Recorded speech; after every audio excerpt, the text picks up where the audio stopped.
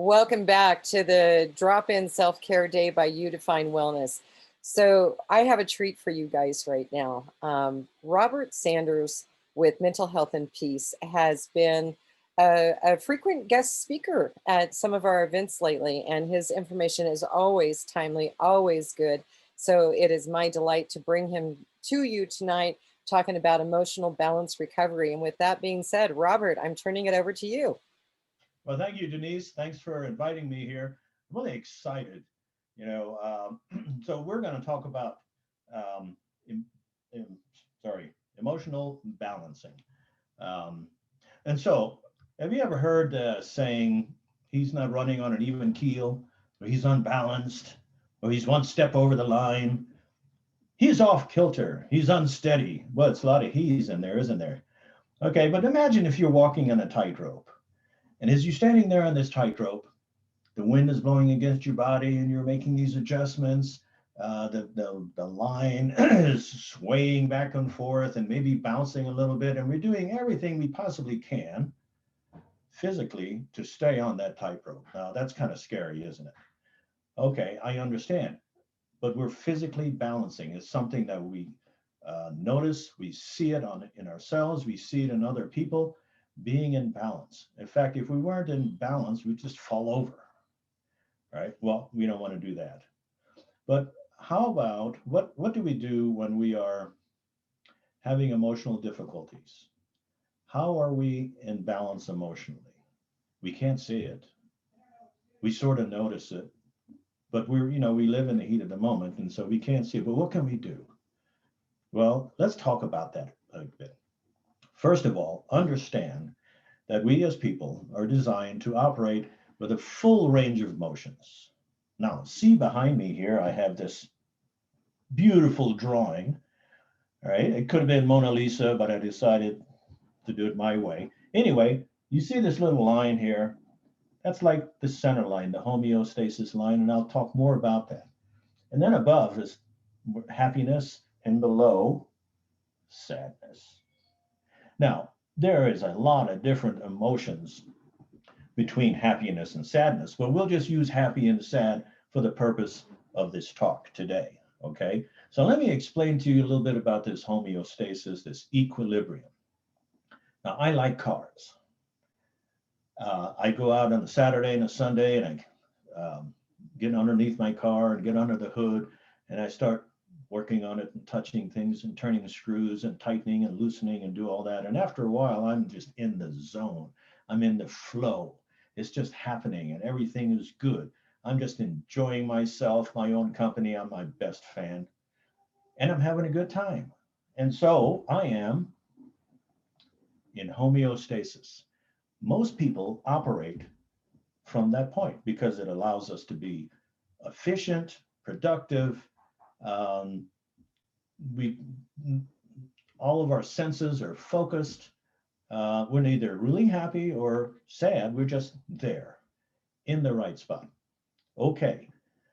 So there I am working on my car. And you know what? When you work on your car, if you have a golfing hobby, your wife or your spouse is kind of like the widow.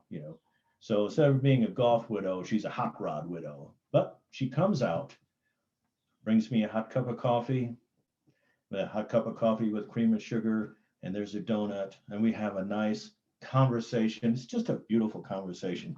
And here I am from my homeostasis right up to the happy point. What a great place to be. And we have our conversation and everything is fine. And after a while, she has more important things to do and she goes back into the house. And I stay at this place of happiness for a little while, but naturally, I just come back down to my homeostasis. And that's kind of the way emotions work. Now, I get a phone call. My sister calls me. And it's not good news. It's a relative. And the more I think about it, the more I listen to her, it gets worse. And I get sad. And that sadness reminds me of other sadness. And so with all that sadness, I just keep going, getting sadder and sadder and sadder. And Do you see where I'm going? I'm all the way down there. Now, it is normal to feel happy, and it's normal to feel sad because that's the way we are made. We're designed. But when you're happy, it's nice being there. We like being there. It makes us feel good. And so, but then we come back down again. Normal happens by itself. But when we're sad, sometimes we can think about it more and more and more. We could think about, well, what if I could have done this? I should have said that. Whatever else you're thinking about, or we can make it worse, we can make it deeper, and we can stay there a very long time. In fact, you can stay in sadness so long, you can even fall into depression. You know, the World Health Organization says depression is the leading cause of emotional illness in the world. And doctors claim that stress is 95% of the cause of the medical ailments that people come to them with. Sadness. Now, we know what we can do from a physical standpoint to keep ourselves in balance, but what about the emotional balance? How do we do that? Well, I'm going to give you some tips and tools, and just kind of glossing over the top, not really in depth, but just so you kind of understand the things you can do to help yourself lift yourself gently out of that sad space and get back up to that homeostasis where you're operating at full steam. Okay, now you might want to take notes if you want to take notes, or maybe you just want to sit and listen and participate. Okay, now let's start. You get something that bothers you, who knows what it is. Maybe your boss comes in your office and you thought you did a really great report, and all he does is focus on the words that you misspelled or whatever, the concept, you didn't get it, and he hands it back to you and he leaves. Okay, you kind of maybe demoralized and you're feeling bad. What do you do about that point? How about if you just stand up and stretch, walk around, look out the window, walk down the hall, say hi to some people that are in the office, take a few deep breaths, stretch a little bit. Changing your environment will change where you are in your emotional space. And just do that. Nobody knows what you're doing. You're doing it for yourself. It's called self-care. And you do that for a bit, and you'll notice in just a couple of minutes, maybe 5 minutes, you get back to your desk, you sit yourself down, and you have a new outlook, a new perspective on whatever the problem might be. Stand up, stretch, change your environment. That's pretty simple, don't you think? They pay me the big bucks for this advice. Okay, now, there's something else you can do. It's called breathing. Now, I breathe all the time. I'm sure you breathe all the time. We breathe automatically. We don't have to think about it. We just breathe, okay? But this is a little bit different, this tip. There's different types of breathing. There's the Wim Hof breathing and the 3-3-3 breathing and the 5-5-5 breathing and the 4-7-8 breathing. Forget about that. Let's just keep it simple. Let's call it 5-5-5. It's you breathe in for 5 seconds, you hold it for 5 seconds, you breathe out for 5 seconds, and you do it again. So let's do it. Everyone, sit, comfortable spot. You ready? Everyone, breathe in and hold it for 5, 4, 3, 2, 1. And as you breathe out, notice how the stress leaves your body. There you go. Now breathe in for 5, 4, 3, 2, 1, and hold it. And as you hold it, notice the stress inside your body, the pressure inside your body. That's right. Feel it, and release it. 5, 4, 3, 2, 1. There you go. And do it again. Breathe in. 4, 3, 2, 1. And hold it. And notice all the stress in your body. Breathe out It flows out of your body, flows out of your body, flows out of your body. There you go. That simple demonstration. You can breathe for a minute. Nobody will know what you're doing. You can breathe for 5 minutes. In fact, if you breathe like that for 5 minutes, do you know you can lower your blood pressure? The whole idea of breathing is to bring about calmness. It changes your perspective. Now, if you breathe several times a day like that, a focused breathing, and you lower your blood pressure, imagine how much better that would be for your body. And as you change your perception, you change your location, you start to, and I say gently, nudge yourself out of that sadness and back up into that homeostasis place. Now, what else can we do? There's got to be something else to do besides just breathing. How about going to a happy memory? Now, this is really good. I like doing this happy memory. In fact, we can all do it together. I'm sure many people have seen or heard or have been to a beach. Let's go to the beach. Now, everyone, take a deep breath, close your eyes, and go to the beach or what you know about being the beach. That's right. Just step into it. That's right. Notice what you notice. See what you saw. Feel what you felt. Hear what you heard. Notice any sounds. Notice any smells. And as you walk along the beach, just notice the warm sand squishing between your toes and the warm sun on your skin. At the same time, cool breezes from the ocean tousling your hair, disturbing the little hairs on your arm. Notice the sound of the waves lapping on the beach and receding and lapping and receding. And as you walk by the little cantina, notice the smells of the food cooking and the laughter of the children running. There you go. And notice the best part of just being there. There you go. There you go. Now take a deep breath again and come back. There you go. Boy, I wish I was at the beach now because it's in Colorado and it's 30 degrees out. So I should practice that more often. But you know, this happy memory, it works all the time. If you do the happy memory, it can be real. It could be something that's made up. The subconscious doesn't know if it's real or not. It just sees it as data. And so do the happy memory, practice it, do it several times a day, use your imagination. Now, another technique is meditation. Now, one thing about meditation, I have heard from people say they don't have time to meditate and sit around all day long or half the day and just meditate, and they find it kind of boring. Well, one thing about meditation, you can do it anytime, anytime. And it doesn't have to take all day. You can do it just for a minute. And the whole idea is to find a quiet place, a calm place,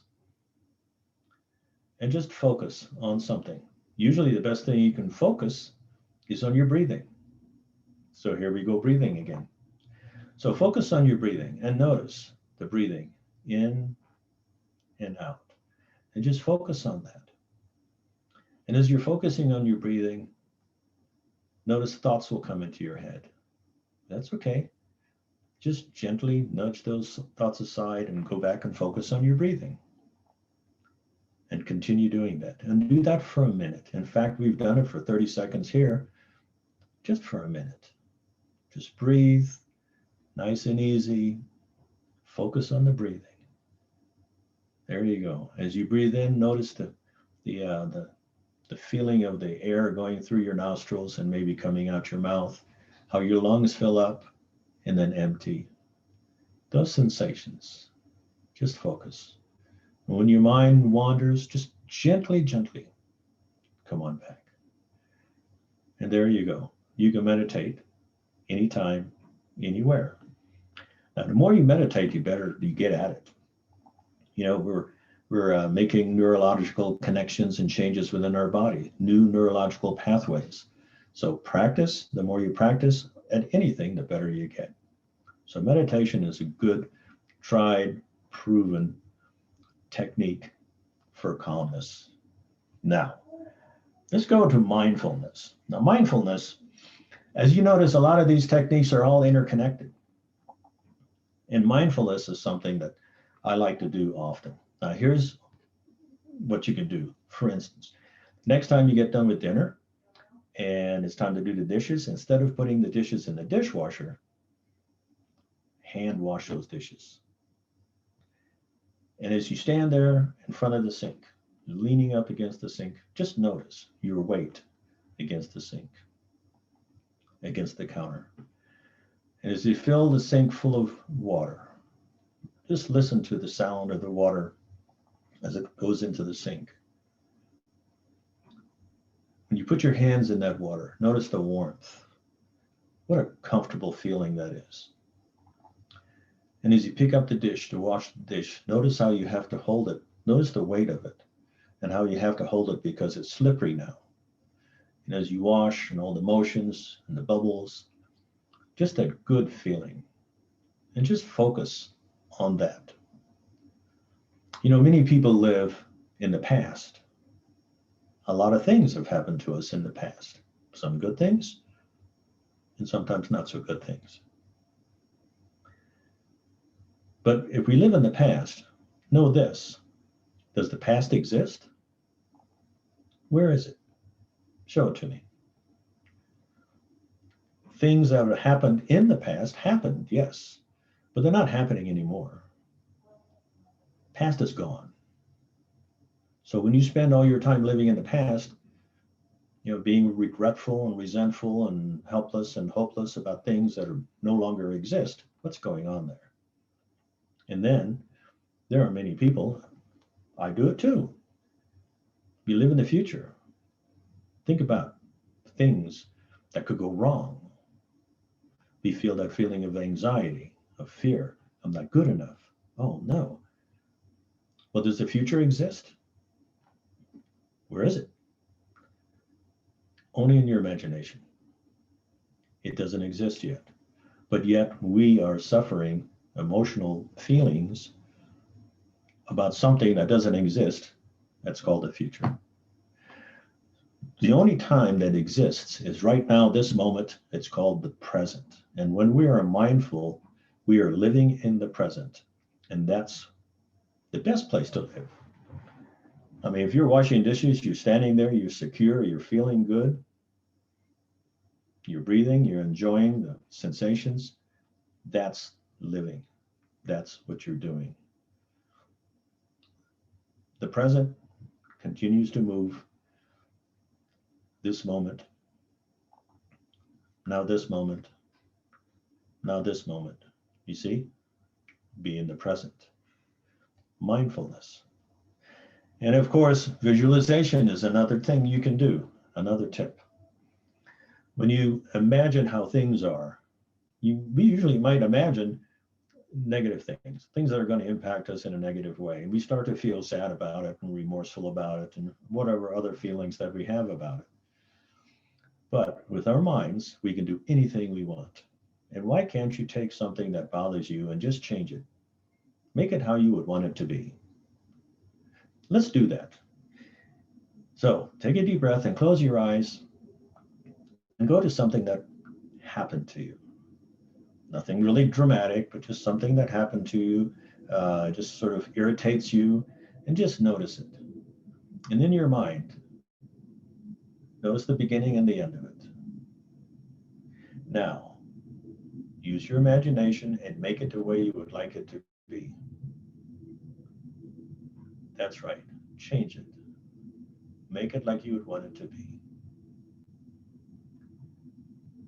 There you go. Keep changing it. Good job. All right, now go back to the beginning of that. And make it like you'd want it to be, but make it better now. There you go. Just step into it. Relive it. Make it good. There you go. Good job. And let's go and do it one more time. Make it like you wanted it to be. Make it really good. Own it. There you go. Good job. Now take a deep breath in and just blow that out. And notice that peaceful feeling. And there's more to do, but there's one. It's one of my favorite things to do, and that's tapping. Now, this is when we are actively working on making changes on ourselves. Tapping has been around for a long time. In fact, it's based on the Chinese acupuncture technique, acupuncture and acupressure. And the basis is, the concept is our subconscious sends a signal to the organs of our body. And the organs of our body produce chemicals. These chemicals is what we feel, how we feel, all the different emotions. If we're feeling bad, we need to change that message. And how do we do that? Well, since we're electrical beings, the message from the subconscious to the organs of our body flows through all parts of our body, through our nerves, nerve endings. Some of them come close to the surface of the skin, and those spots are called meridian points. And so we tap on them to disrupt the signal. That's a pretty complex concept here, but that's how it is. And so in tapping, it's really simple to do, okay? And we tap simply between the eyes. Let me take my glasses off. Between the eyes, we just tap right here. And as we tap, we just feel the sensation of our fingers on our skin. Just simple tapping. And then we tap right here on the side of the eye, just on the side, right there. Nice, gently, and we just feel the sensation of our fingers. Now under the eye, yep, tap just lightly, right directly under the eye. There you go. And then the collarbone, which is down and over just a little bit. There you go. Just tap on there. And that's that tapping process. And then, of course, you can grab your wrist and take a deep breath and blow that out. So let's try that. Okay. Think about something that bothers you, that irritates you. Now just close your eyes and go there and step into it. And just notice and see what you saw, feel what you felt, hear what you heard. And just notice how strong it is. Give it a number. 0 doesn't bother you at all, and 10, it's really strong. So give it a number. Let's say it's an 8. You got it? Now, shift your focus away from whatever that thing is that bothers you and start tapping between your eyes. And just keep tapping and just say to yourself, I just let it go. I don't need it anymore. And then over to the side of your eye. It's okay, I let it go. It's time now. It's time to let that go. And let's go under your eye. I just release and let that go. I'm okay about it. And then under your collarbone. I'm okay. I'm safe. And I choose to let it go. Then take a deep breath, grab your wrist, and peace. Now, step into that happy memory. So just close your eyes and step into that happy memory, whatever it is, and just go there and allow yourself to feel the feelings, the goodness of it, whatever it is. And look around and notice anybody that's there, any laughter, just the goodness, those good feelings. There you go. Now take a deep breath in and peace. Now let's go back to that problem that bothered you and notice how it's changed and notice what hasn't. And that bit that hasn't, just notice it. Notice how it makes you feel. Now shift your focus away from that and start tapping right here between the eyes. I just release and let that go. On the side of the eye, it's okay, I let it go. Whatever it means, whatever it represents, I just let it go. Under the eye, I just let it go. I don't need it. I'm safe now. Let it go. Let it go. I'm safe to let it go. Grab your wrist, take a deep breath, and peace. Now that is tapping. It's called Faster EFT. It's part of the Taptics training program. Now, when do you do any of these techniques that I just talked about? Well, you can do them in the heat of the moment. Right then, when it's happening, when it's bothering you, you can do it. You can do it in an elevator as you go up between one floor and the next. You can do it while you're driving your car. You can do it while you're in the bathroom going potty. You can do it pretty much any time, most of these techniques. Now, here's something else. How about developing a daily ritual? And a daily ritual is something you do every day, sometimes several times a day. I recommend a ritual like in the evening. You sit down in the edge of your bed and you think about what happened during the day. The good things and not so good things, the things that are left undone, the things that bother you. Okay, you can tap on those or you can breathe on those, but bring calmness, visualize, make changes, use any of these techniques or use these techniques in combination with each other.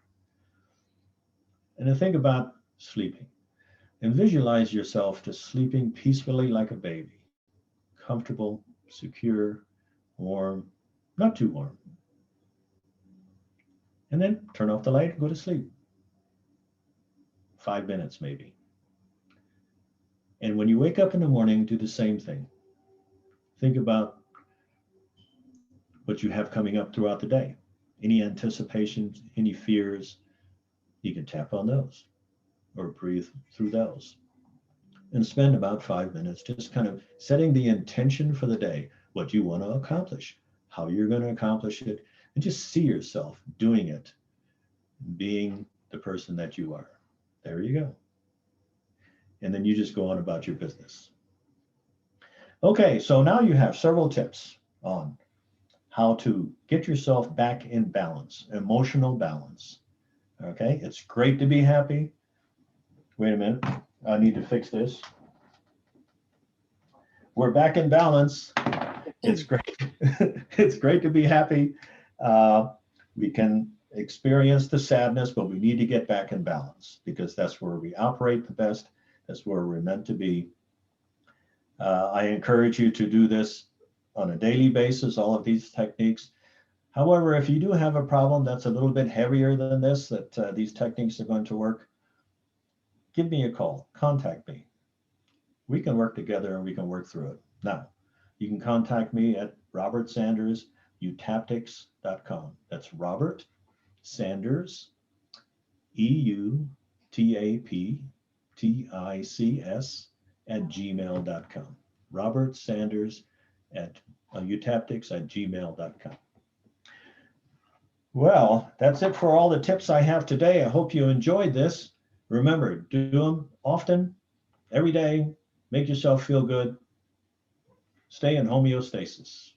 Thank you very much.